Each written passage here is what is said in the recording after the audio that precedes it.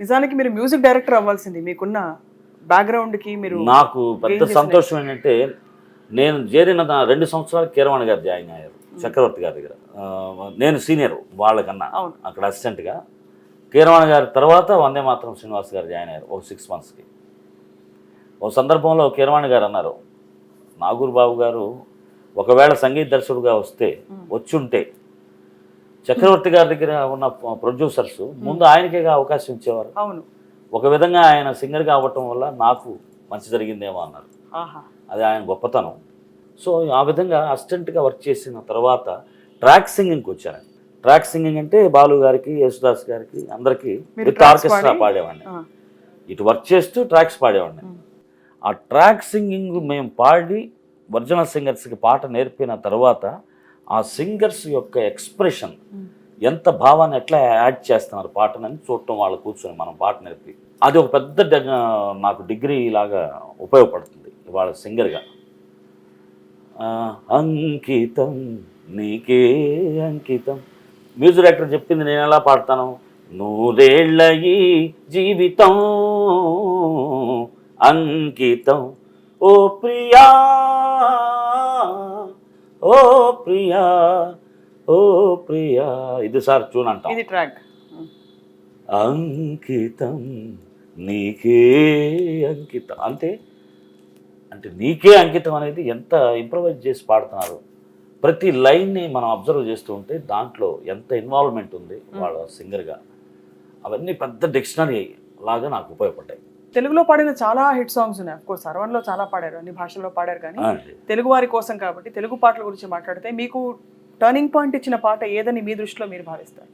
నాకు యాక్చువల్గా నా నేమ్ కొంత తెలియచేసింది జనాలకి, యూత్ వరకు తెలియజేసింది తపస్సు అనే చిత్రంలో తళుకుమన్నది కొలుకుల తార పలుకుతున్నది వలపు సితార ఓమైనా వదలనికైమైనా గుండెల్లో నా నిండి రూపు నీదే కిరణ్ అనే ఒక సాంగ్. ఈ సాంగ్ ఇవాళకి కొన్ని స్టేషన్స్ పర్మనెంట్గా అవి ప్రతిరోజు అది రిలీజ్ చేయటం, ఆ విధంగా ఆ పాట మంచి రీచ్ అయిందనేది. దానికి ముందు సున్ సాయిబ సున్ రామ్ తెరి గంగా మైలీలో సాంగ్ వీరవిహారంలో చిత్ర గారు నేను రాజ్కోట్ గారి మ్యూజిక్లో పాడాం. రాయిటురా చెంతకురా ఓ సరే సరే విన్నాలే తారే రారేదా. దాని తర్వాత ఇళయరాజా గారు ఎప్పుడైతే 86లో వారు నాకు చక్రవర్తి గారి దగ్గర అసిస్టెంట్గానే ఉన్నాను.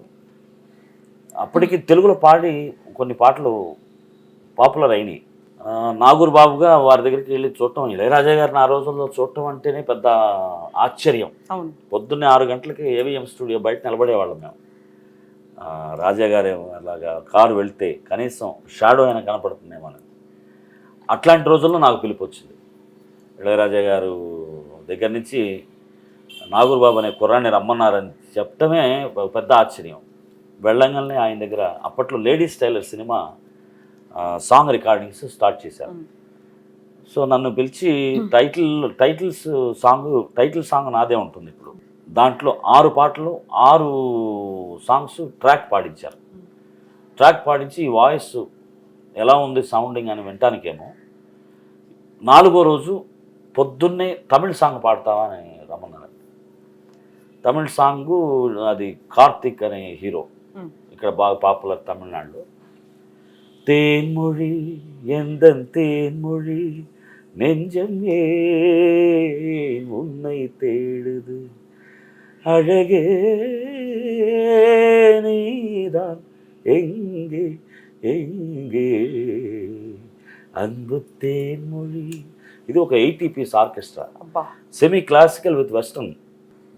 ఆ రోజు స్టార్ట్ చేసి ఆయన స్కోర్ బోర్డులో మనం, సుశీల గారు, జానక్ గారు, చిత్ర గారు, స్వర్ణలత, మిన్మిని, జెన్సీ, సుజాత, ఇలాగ లేడీ సింగర్స్ పేర్లు మారేవి. కానీ చాలా తక్కువ నెలలో ఒక 30 సాంగ్స్ రికార్డ్ చేస్తే ఒక 24 పాటలు నాకు ఇచ్చేవారండి. 24-25 పాటలు.